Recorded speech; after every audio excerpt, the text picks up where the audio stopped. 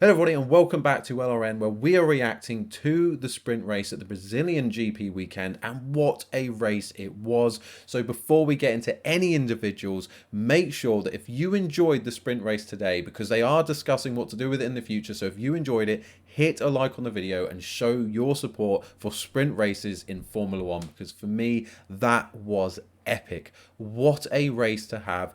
Just to have a race on a Saturday, first of all, for me is brilliant. You get two races in one weekend, and who would not want that? And there were some really good performances to call out from the race today. Of course, starting with George Russell taking the win. So let's give a big shout out to George Russell for getting, I know it won't count towards the record books in terms of his first win in Formula One, but what a result for George. Some of the racing, the wheel-to-wheel racing with Verstappen was brilliant. I thought so many times he was going to come together with him and have an incident, but both of them, to be fair, some brilliant wheel-to-wheel racing, so good job to them.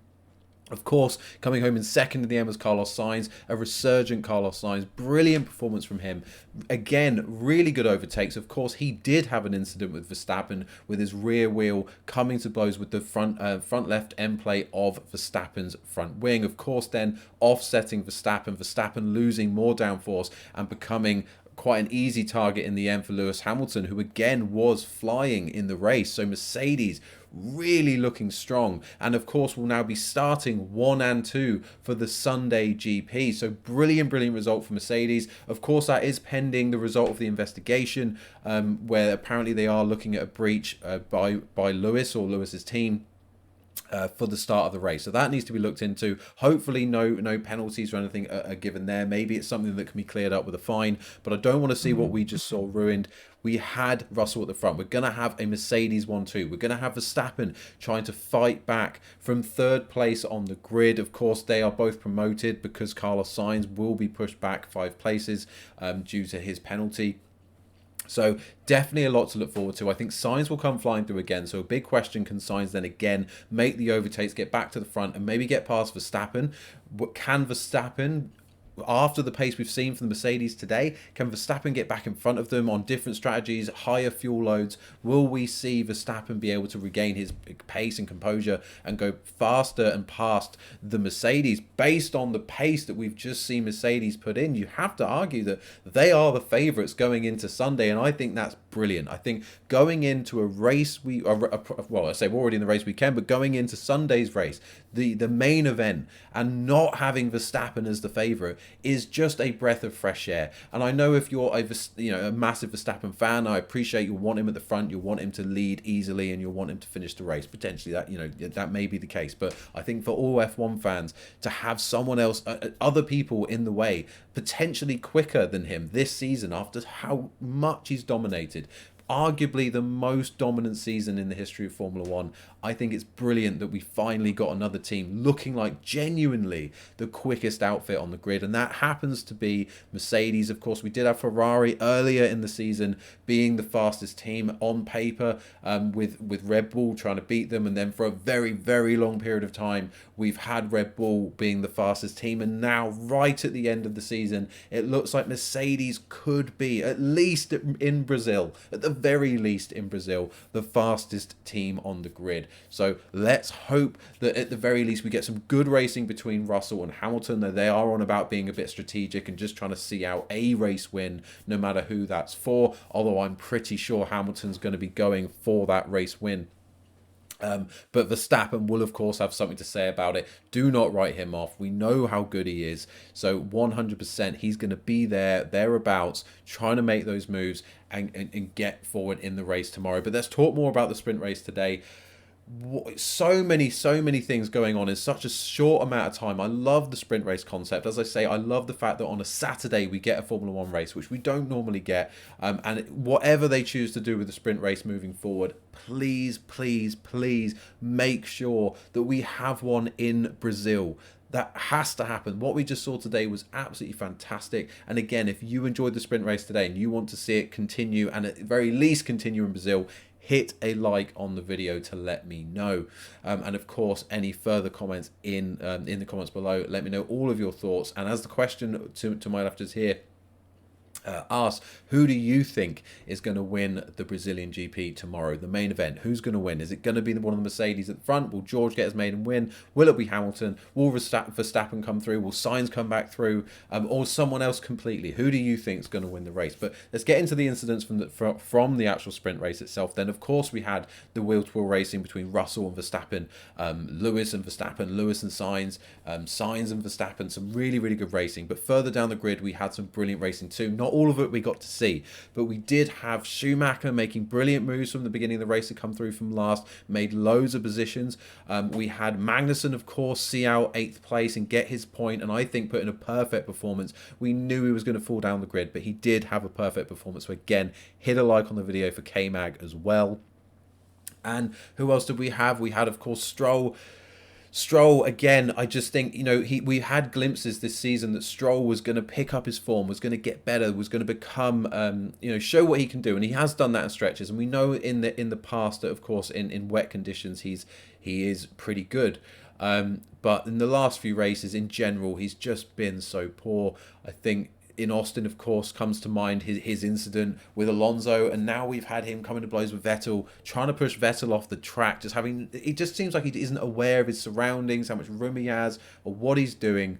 A lot of arrogance to the way that he drives. And for him, I think a 10-second penalty was just, to be fair. They could have easily given less than that. But a 10-second penalty was the right decision.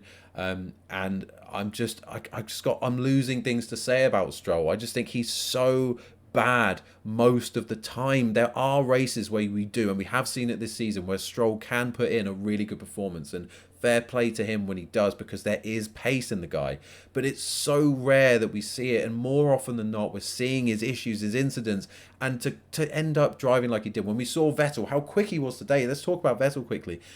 He was awesome. The overtaking manoeuvres in that Aston Martin, coming through the grid, going past his teammate, and then just flying again further up the grid, making more moves. He obviously made the move on Gasly towards the end, getting past Ricciardo and others. Vettel with another brilliant drive today, which I thought was fantastic. It's just such a, I know he qualified behind Stroll, but it just shows, Stroll does have his qualities. He's good, in qualifying trim, and he's good in the wet, and again, occasionally. But he isn't consistent enough to be in Formula 1. He isn't fast enough to be in Formula 1. And I think the fact that we have a retiring Sebastian Vettel still comfortably outperforming Stroll and putting in driver of the day performances or close to consistently in that Aston Martin, it just shows you the disparity in quality between a proper Formula 1 driver in Sebastian Vettel and one of the also-rans in Lance Stroll, who of course we know is only in the sport due to his dad. So that's my view on it anyway. I do think that there were glimpses this season that maybe Lance Stroll was going to step up his game, but for now I don't think that's going to happen. I think that dream's gone, and we're back to business as usual with him, and hopefully one day Aston Martin realise that even though he is of course Lawrence Stroll's son, that isn't a good enough reason to keep him in the team. But we'll deal with that down the line. I say the sprint race was fantastic, and I'm just hope that they'll figure out a way to keep the sprint races moving forward. We do, of course, need suggestions on what that format should be and whether it should impact the race on Sunday, whether it should be its own entity where it doesn't impact the grid for the Sunday. So maybe you have the qualifying on the Friday and then both the sprint race and the main race start with the exact same grid. That could be an option. What do you think? What are your suggestions for how the sprint race should work through the weekend? Should it set the grid for the Sunday? I think one thing that I do like, and I don't know if I'm the minority or the majority here, so again, let me know if you agree in the comments below, but one thing I think is that you could have the sprint race and then maybe sort of touring car style, have the top 10 do a reverse grid order. That would be an interesting way so that they go through, they get points, but then it kind of, if you had instances like Haas today where they've started at the front and then they've fallen back because of course they've qualified out of position, on the Sunday they'd actually be given those positions back again. which I think is good. And on other, say, more normal weekends where we have the general people at the front through qualifying through the sprint race, at least we have to see them at some point of the weekend making some overtakes, because the guy who's maybe been first in qualifying, first in the sprint race, is then forced to start in 10th for the main race. And that to me would be good, because at least then everyone on the grid has to perform some overtaking to get to the front and win the race and earn that race victory. So for me, and also it spreads the points out a bit through the season. So if you did have more sprint races, you'd have more, a bit of a mix up in terms of the drivers scoring points, how many points they would score through the weekend and through the season as well. So it would throw up some surprises, I think. And you'll probably end up with overall the same result, but I think the journey along the way could potentially be more interesting. But again, let me know your thoughts on that in the comments below. But I think the takeaway from today is that it was absolutely brilliant. You will never, we lost a practice session to get this sprint race today, and no one will ever get that excited about a practice session. I think the only time I'm ever that excited about practice is the first race of the season, when we've missed Formula One. It's been away, we've had a bit of testing, but that's not the same. And you come to the first race and you just want to see the proper packages, the packages they're going to go to the first race with, driving around the track, and you're just excited to see Formula One back again. That's when the only real time I get properly excited about watching practice. I think the rest of it is more investigational, seeing how the teams look going into qualifying, going into the race proper, and it is very it's interesting, it's informational, it's good from an investigation point of view, but it's not exciting. We don't really, we're not shouting at the TV during a free practice session unless something crazy happens and someone has a crash, right? But that happens very rarely. So to have a race on a Saturday, and I think for the fans as well, to be able to go to the race weekend, get a ticket for the Saturday, and still get to see an F1 race is what we all want. It's what, as F1 fans, we want to see them racing. And again, regardless of Verstappen's comments that drivers want to hold back, that they won't want to damage their car, they won't want to risk starting at the back, I truly believe he's only talking about himself, because we saw competitive racing drivers, motorsport drivers. It's not just Formula One. You put any decent top level, or to be fair, even amateur drivers, who are just in it for the competition, competitive people in that environment, they don't care whether it goes towards their stats. For the record books, you put them in a car, you tell them that they're racing, and they will race to win, whatever the situation. And that's what we saw today. They're not thinking about whether or not the fact the points are less, the fact that it might impact them the next day if they accidentally run into someone.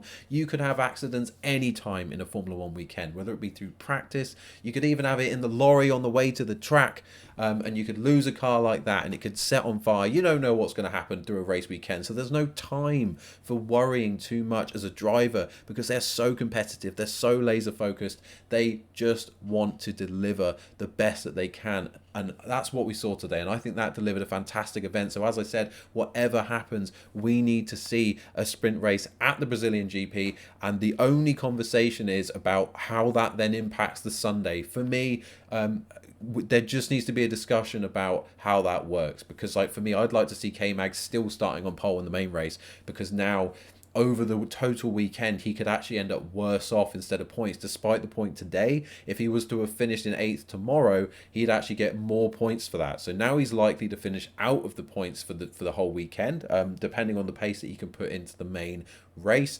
So actually overall it could end up worse for him. So I would like to see him still starting at the front of the grid for the proper race as well. So something needs to be done, I think, to make it totally fair. And as I say, I think that reverse grid option is a really good way to do it, but that could just be me, and I want you to tell me if that's the case.